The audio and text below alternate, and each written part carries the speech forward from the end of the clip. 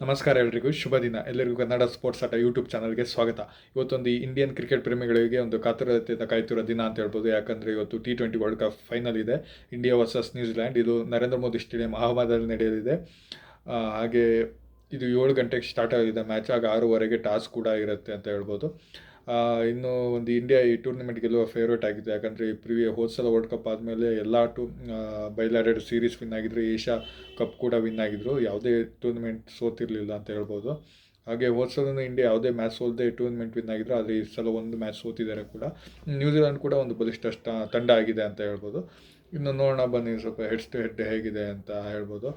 ಇನ್ನು New Zealand versus India 3 ಸಲ ಭೇಟಿಯಾಗಿದ್ದಾರೆ T20 world ಕಪ್ಪಲ್ಲಿ. 3 ಸಲನೂ ನ್ಯೂಜಿಲ್ಯಾಂಡ್ ಅವರು ವಿನ್ ಆಗಿದ್ದಾರೆ ಅಂತ ಹೇಳ್ಬೋದು. ಇಲ್ಲಿ ತನಕ ಇಂಡಿಯಾದವರು T20 ವರ್ಲ್ಡ್ ಕಪ್ಪಲ್ಲಿ ವಿನ್ನೇ ಆಗಿಲ್ಲ ಅಂತ ಹೇಳ್ಬೋದು ನ್ಯೂಜಿಲ್ಯಾಂಡ್ ಮೇಲೆ. ಇನ್ನು ಅಹಮದಾಬಾದ್ ಗ್ರೌಂಡಲ್ಲಿ 10 T20 ಮ್ಯಾಚ್ ಆಡಿದ್ದಾರೆ ಇಂಡಿಯಾದವರು. ಅದರಲ್ಲಿ 7 ವಿನ್ ಆಗಿದ್ದಾರೆ, 3 ಸೋತಿದ್ದಾರೆ ಕೂಡ ಅಂತ ಹೇಳ್ಬೋದು. ಹಾಗೆ ಇದೊಂದು 2023 50 ಓವರ್ ವರ್ಲ್ಡ್ ಕಪ್ಪಲ್ಲಿ ಒಂದು ನಮಗೆ ಬಿಗ್ ಲಾಸ್ ಆಗಿತ್ತು, ಸೋತಿದ್ವಿ ಫೈನಲ್ ಆಸ್ಟ್ರೇಲಿಯಾ ಮೇಲೆ. ಅದೊಂದು ಕೈ ನೆನಪು ಕೂಡ ಈ ಗ್ರೌಂಡಲ್ಲಿದೆ ಅಂತ ಹೇಳ್ಬೋದು. ಹಾಗೆ ಓವರಾಲ್ ಆಗಿ ನೋಡ್ತಾ ಹೋಗೋದಾದರೆ, ಇನ್ನು ಇಂಡಿಯಾ ವರ್ಸಸ್ ನ್ಯೂಜಿಲ್ಯಾಂಡ್ ಮ್ಯಾಚ್ ನೋಡೋದಾದರೆ, ಓವರಾಲ್ ಆಗಿ 30 ಮ್ಯಾಚ್ ಆಡಿದ್ದಾರೆ. ಇದರಲ್ಲಿ 19 ಇಂಡಿಯಾದವರು ವಿನ್ ಆಗಿದ್ದಾರೆ, ನ್ಯೂಜಿಲ್ಯಾಂಡ್ ಅವರು 11 ವಿನ್ ಆಗಿದ್ದಾರೆ. ಹಾಗೆ ಇನ್ನು ಈ ನರೇಂದ್ರ ಮೋದಿ ಸ್ಟೇಡಿಯಮಲ್ಲಿ ಇಂಡಿಯಾ ವರ್ಸಸ್ ನ್ಯೂಜಿಲೆಂಡ್ ಒಂದು ಸಲ ಭೇಟಿಯಾಗಿದ್ದರು 2023ರಲ್ಲಿ. ಅದರಲ್ಲಿ ಇಂಡಿಯಾದವರು 168 ರನ್ಗಿಂತ ಬರುತ್ತು ಒಂದು ರನ್ಗಳಿಂದ ಗೆದ್ದಿದ್ರು ಅಂತ ಹೇಳ್ಬೋದು. ಸೊ ಓವರಾಲಾಗಿ ಒಂದು ಒಳ್ಳೆ ಫೈಟನ್ನು ಕೂಡ ನಿರೀಕ್ಷಣೆ ಮಾಡ್ಬೋದು. ಇನ್ನು ಇಂಡಿಯಾದ ಕಡೆ ಯಾವುದೇ ಚೇಂಜಸ್ ಆಗುವ ಚಾನ್ಸಸ್ ಇಲ್ಲ. ಸಂಜು ಸ್ಯಾಮ್ಸನ್ನು ಹಾಗೆ ಅಭಿಷೇಕ್ ಶರ್ಮಾ ಓಪನರ್ ಆಗ್ಬೋದು. ಅಭಿಷೇಕ್ ಶರ್ಮಾ ಹೋಸಲಿ ಕೊಹ್ಲಿ ಹೇಗೆ ಯಾವುದೇ ಮ್ಯಾಚ್ ಆಡಿದ್ರೆ ಫೈನಲ್ ಆಡಿದ್ರು, ಹಾಗೆ ಈ ಸಲ ಅಭಿಷೇಕ್ ಶರ್ಮಾ ಅವರು ಒಂದು ಮಿಂಚ್ಬೋದು ಅಂತ ಭರವಸೆ ಇದೆ. ಹಾಗೆ ಸ್ಯಾಮ್ಸನ್ ಅವರು ಒಳ್ಳೆ ಫಾರ್ಮಲ್ಲಿದ್ದಾರೆ, 2 ಮ್ಯಾಚ್ ವಿನ್ ಮಾಡಿಸ್ಕೊಟ್ಟಿದ್ದಾರೆ, ಒಂದು ವರ್ಚುವಲ್ ಕ್ವಾರ್ಟರ್ ಫೈನಲ್ ಹಾಗೆ ಸೆಮಿಫೈನಲ್. ಇಶಾನ್ ಕಿಶನ್ ಅವರು ಒಳ್ಳೆ ಫಾರ್ಮಲ್ಲಿದ್ದಾರೆ, ಹಾಗೆ ಸೂರ್ಯಕುಮಾರ್ ಅವರು 2 ಮ್ಯಾಚ್ ಆಡಿದ್ದಾರೆ, ಆದರೂ ಒಂದು ಲೈಕ್ ಬರಬೇಕಾಗಿದೆ. ನೆಕ್ಸ್ಟು ಬರುವಂಥ ತಿಲಕ್ ವರ್ಮಾ, ಶಿವಮ್ ದುಬೆ ಹಾಗೆ ಹಾರ್ದಿಕ್ ಪಾಂಡ್ಯ ಎಲ್ಲ ಒಂದು ಉತ್ತಮ ಕಾಂಟ್ರಿಬ್ಯೂಷನ್ ಕೊಡ್ತಿದ್ದಾರೆ. ಇಂಡಿಯಾದಲ್ಲಿ ಒಬ್ಬರಲ್ಲ ಒಬ್ಬರು ಒಂದು ಮ್ಯಾಚ್ ಗೆಲ್ಲಿಸ್ತಾ ಇದ್ದಾರೆ ಅಂತ ಹೇಳ್ಬೋದು. ಸೂರ್ಯಕುಮಾರ್ ಯಾದವ್ ಒಂದು ಮ್ಯಾಚ್ ತೊಗೊಂಡಿದ್ರು, ಶಿವಮ್ ದುಬೆ ಒಂದು ಸಲ ತೊಗೊಂಡಿದ್ರು, ಸಂಜು ಸ್ಯಾಮ್ಸನ್ 2 ಸಲ ತೊಗೊಂಡಿದ್ರು, ಹಾರ್ದಿಕ್ ಪಾಂಡ್ಯ ಅವರು 2 ಸಲ ತೊಗೊಂಡಿದ್ರು, ಇಶಾನ್ ಕಿಶನ್ ಅವರು 1 ಸಲ ತೊಗೊಂಡಿದ್ದಾರೆ. ಸೊ ಎಲ್ಲರಿಂದನೂ ಒಂದೊಂದು ಮ್ಯಾಚಲ್ಲಿ ಕಾಂಟ್ರಿಬ್ಯೂಷನ್ ಬರ್ತಿದೆ, ಈಕ್ವಲ್ ಕಾಂಟ್ರಿಬ್ಯೂಷನ್ ಬರ್ತಿದೆ. ಅದೇ ಇಂಡಿಯಾಗೆ ಪ್ಲಸ್ ಪಾಯಿಂಟ್ ಅಂತಲೇ ಕೂಡ ಹೇಳ್ಬೋದು. ಯಾವುದೇ ಚೇಂಜಸ್ ನಿರೀಕ್ಷೆ ಮಾಡೋದು ಬಹಳ ಒಂದು ಡೌಟ್ ಅಂತ ಹೇಳ್ಬೋದು. ಸೇಮ್ ಟೀಮೇ ಇರುತ್ತೆ. ನ್ಯೂಜಿಲೆಂಡ್ ಕಡೆಯೂ ಇದು ಒಂದು ಸೇಮ್ ಟೀಮೇ ಇರ್ಬೋದು ಅಂತ ಹೇಳ್ಬೋದು. ಮೋಸ್ಟ್ಲಿ ಇಶೋದಿ ಆಡಿಸ್ಬೋದು ನಿಶಾಮ್ ಬದಲು. ಅದು ಬಿಟ್ಟರೆ ಅವ್ರದ್ದು ಸೇಮ್ ಟೀಮ್ ಇರುತ್ತೆ.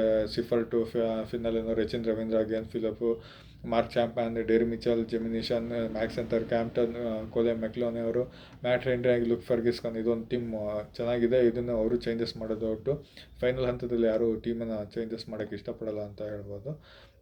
ಇನ್ನು ಒಂದು ರೆಕಾರ್ಡ್ಸ್ ನೋಡೋಕ್ಕೆ ಬಂದರೆ ಇಂಡಿಯಾದ ಪರ ಇಶಾನ್ ಕಿಶನ್ ಅವರು ಹೈಯೆಸ್ಟ್ ಇದ್ದಾರೆ, 263. ಸೂರ್ಯಕುಮಾರ್ ಅವರು 242ರಲ್ಲಿದ್ದಾರೆ. ಹಾಗೆ ಸಂಜು ಸ್ಯಾಮ್ಸನ್ ಅವರು 232 ರನ್ ಹೊಡೆದಿದ್ದಾರೆ ಅಂತ ಹೇಳ್ಬೋದು. ಇನ್ನು ಅವ್ರ ಕಡೆ ಫಿನ್ನಲ್ಲನವರು 289 ಹೊಡೆದಿದ್ದಾರೆ. ಶಿರ್ಫೆಟ್ ಅವರು 274 ಹೊಡೆದಿದ್ದಾರೆ. ಅವರು ಒಂದು ಟಾಪ್ ರನ್ ಸ್ಕೋರಲ್ಲಿದ್ದಾರೆ ಅಂತ ಹೇಳ್ಬೋದು. ಇನ್ನು ಮೋಸ್ಟ್ ವಿಕೆಟ್ಸಲ್ಲಿ ಇಂಡಿಯಾದಲ್ಲಿ ವರುಣ್ ಚಕ್ರವರ್ತಿ ಒಬ್ಬರೇ ಇರೋದು, 13 ವಿಕೆಟು ಅಂತ ಹೇಳ್ಬೋದು. ಇನ್ನು ನ್ಯೂಜಿಲೆಂಡ್ ಕೂಡ ರಚಿನ್ ರವೀಂದ್ರ ಅವರು 11 ವಿಕೆಟ್ ತೊಗೊಂಡಿದ್ದಾರೆ. ಒಳ್ಳೆ ಪರ್ಫಾರ್ಮೆನ್ಸ್ ಕೂಡ ಒಂದು ಕೊಡ್ತಾ ಇದ್ದಾರೆ, ಆಲ್ರೌಂಡ್ ಪರ್ಫಾರ್ಮೆನ್ಸ್ ಅಂತ ಹೇಳ್ಬೋದು. ಇನ್ನು ಇಂಡಿಯಾದವರು ಈ ಲೀಗಲ್ಲಿ ಒಂದೇ ಮ್ಯಾಚ್ ಸೋತಿದ್ದು, ಅದು ಸೌತ್ ಆಫ್ರಿಕಾ ಮೇಲೆ ಸೋತಿದ್ದು ಅಂತ ಹೇಳ್ಬೋದು.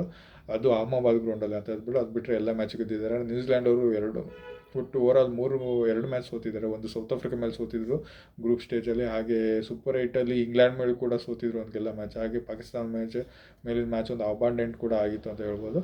ಸೊ ಇಂಡಿಯಾನೇ ಸ್ವಲ್ಪ ಮೇಲುಗೈ ಇದೆ ಅಂತ ಹೇಳ್ಬೋದು. Home ground, home pitch, home crowd ಇರುತ್ತೆ. ಆದರೆ ಲಾಸ್ಟಿಗೆ T20ಲಿ ಹೇಳೋಕ್ಕಾಗಲ್ಲ ಯಾರು ಫೈನಲ್ ಆಗಿ ಚೆನ್ನಾಗಿ ಆಡ್ತಾರೆ, ಅವರೇ ಒಂದು ವಿನ್ ಆಗೋ ಚಾನ್ಸಸ್ ಇರುತ್ತೆ ಅಂತ ಹೇಳ್ಬೋದು. ಓವರಾಲ್ ಆಗಿ ಇದೊಂದು ಸ್ಟಾರ್ಟ್ಸ್ ಆಗಿತ್ತು. ಇಲ್ಲಿ ತನಕ ಇಂಡಿಯಾದವರು T20 ವರ್ಲ್ಡ್ ಕಪ್ಪಲ್ಲಿ ನ್ಯೂಜಿಲೆಂಡ್ ಮೇಲೆ 3 ಮ್ಯಾಚ್ ಆಡಿದ್ದಾರೆ, 3 ಸೋತಿದ್ದಾರೆ. ಹಾಗೆ ಅಹಮದಾಬಾದ್ ಗ್ರೌಂಡಲ್ಲಿ 1 ಮ್ಯಾಚ್ ಆಡಿದ್ದಾರೆ, ಆದರೆ ಗೆದ್ದಿದ್ದಾರೆ. ಹಾಗೆ ಈ 30 ಮ್ಯಾಚಲ್ಲಿ ಇಂಡಿಯಾದವರು 19 ಮ್ಯಾಚ್ ವಿನ್ ಆಗಿದ್ದಾರೆ, ನ್ಯೂಜಿಲೆಂಡ್ ಅವರು ಕೇವಲ 11 ಮ್ಯಾಚ್ ವಿನ್ ಆಗಿದ್ದಾರೆ ಅಂತ ಹೇಳ್ಬೋದು. ಸೊ ಓವರಾಲ್ ಆಗಿ ಒಂದು ಇಂಡಿಯಾನೇ ಮೇಲುಗೈ ಇದೆ ಅಂತ ಹೇಳ್ಬೋದು. ನೋಡೋಣ ಹೇಗೆ ಹೋಗುತ್ತೆ ಮ್ಯಾಚು. ಒಂದು ಇಂಡಿಯಾ ಗೆಲ್ಲಿ ಅಂತ ಎಲ್ಲ ಕೋಟ್ಯಾಂತರ ಭಾರತೀಯ ಕ್ರೀಡಾ ಪ್ರೇಮಿಗಳ ಒಂದು ಆಶೆ ಅಂತಲೇ ಹೇಳ್ಬೋದು. ಇದಿಷ್ಟು ಒಂದು ಈ ಮ್ಯಾಚ್ನ ಪ್ರಿವ್ಯೂ ಆಗಿತ್ತು. ಎಲ್ಲರೂ ಮ್ಯಾಚ್ ನೋಡಿ ಆನಂದಿಸಿದೆ ಅಂತ ಹೇಳುತ್ತಾ ಧನ್ಯವಾದಗಳು. ಶುಭ ದಿನ.